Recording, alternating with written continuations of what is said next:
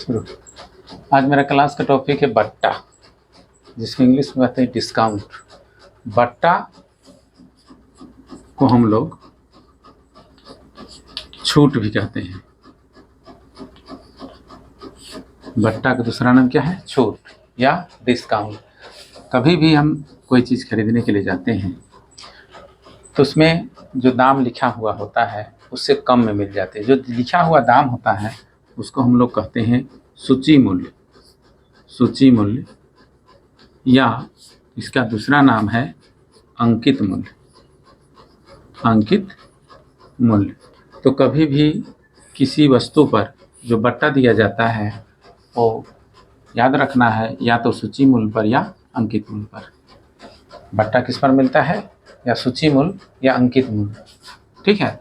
मान लिया जाए हम लोग के पास सवाल है कि अंकित मूल्य है ना, अंकित मूल्य 500 रुपया है।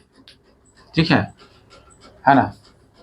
और इस पर हम लोग का 10% क्या मिल रहा है?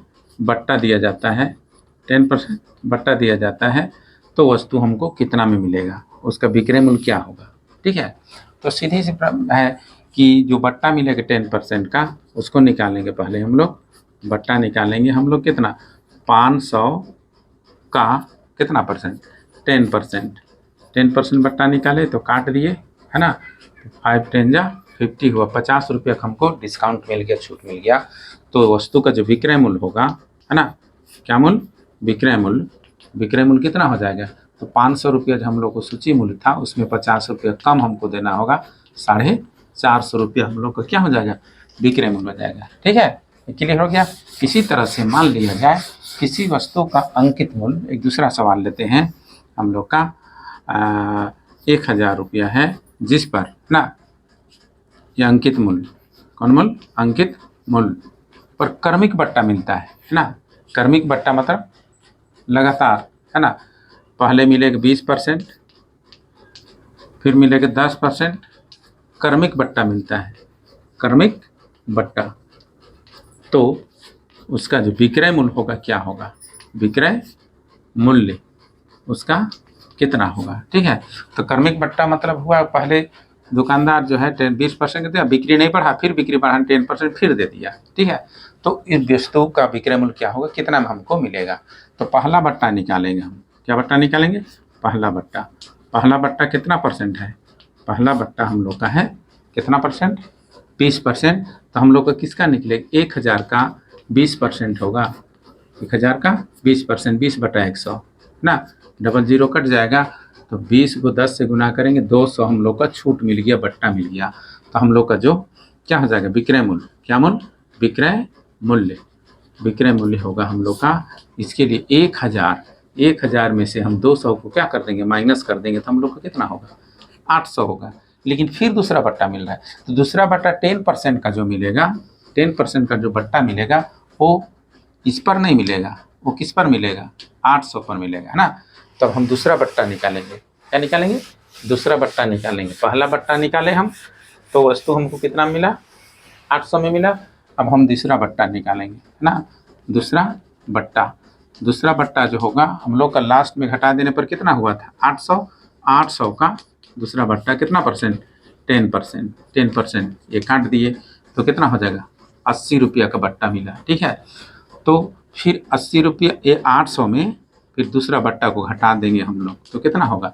720 रुपया में वस्तु मिल जाएगा। इस तरह से क्रमिक बट्टा हम लोग का 2 ठो 3 ठो 4 ठो भी हो सकता है, उस तरह का हम विक्रय मूल्य निकाल सकते हैं।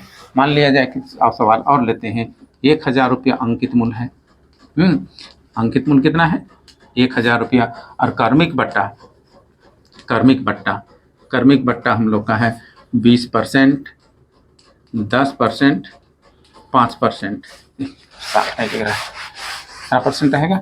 20%, 10% और 5%। तो वस्तु को हमको कितना में मिलेगा? तो 3 बार निकालना होगा। तो पहला बट्टा निकालेंगे, है ना। पहला बट्टा हम लोग निकालेंगे 1000 का 20%, 20/100 निकाले। ठीक है। तो 200 हुआ। ठीक है। अब हम लोग का दूसरा निकालेंगे। दूसरा बट्टा निकालेंगे, दूसरा बट्टा निकालेंगे तो 200 तो कम हो जाएगा 1000 में, तो हम लोग का कितना बचेगा 800। तो 800 का निकालेंगे हम लोग का कितना परसेंट, 10%, 10/100, 10/100, 100 कट जाएगा 80, ठीक है। तो 800 जो हुआ उसमें से फिर कम कर देंगे, तो तीसरा बट्टा जो हम लोग को निकलेगा, तीसरा बट्टा हम लोग का कितना होगा, इसके लिए हमको क्या करना होगा, 800 में 80 फिर कम कर देंगे, 800 में 80 कम कर देंगे तो कितना होगा 720, 720 का कितना परसेंट निकलेगा, 5% निकलेगा, है ना। तो यहाँ पर 0 0 कट गया, 5 दूनी 10 हो गया, 2 तिया 6, तो 36 रुपया का बट्टा तीसरा मिला, ठीक है।